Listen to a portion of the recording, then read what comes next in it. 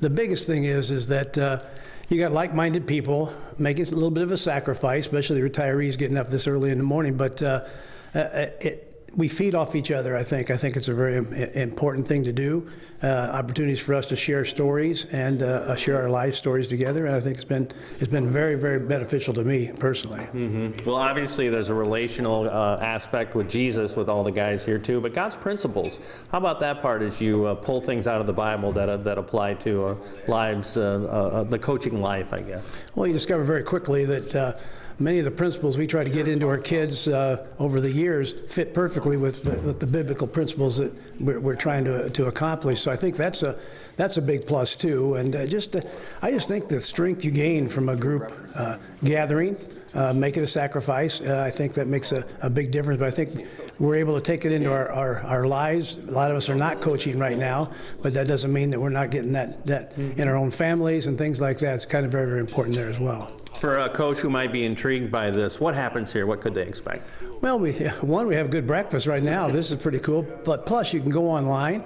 You can get it a Zoom link so that if you're at school early, you can be involved with it. Like we have a couple guys now doing that. I think you break open. We always have a text of some kind that we're trying to cover each and every week. And it's just a powerful, strengthening thing for each and every one of us. And like I say, COVID did a lot of bad things, but I think with this Zoom opportunity is very, very helpful because guys can join in even though they're miles and miles away from this room. Mm-hmm. And for the coach who might be a little hesitant, what's your encouragement for them?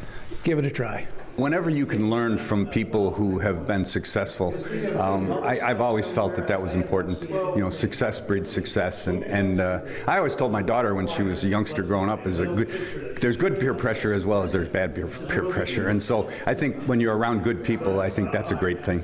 When you're opening the Word, but you have the element of experience around the table here too, what does that add to it? Well, you know, again, it's different perspectives. I think we all come to the final end at the same point, but how we get there is different, and I think it's great to learn from people who have different values, but at the same time, at the end, we're all there for the same goal, and I think that's so important, and I really do believe that we learn a lot. For the coach who's like, oh, I'm so busy, I mean, what's your challenge? What's your encouragement to them to find time? Well, sometimes you have to do that. I mean, it's I don't particularly like getting up at 5 o'clock in the morning and getting on my elliptical machine, but I do it.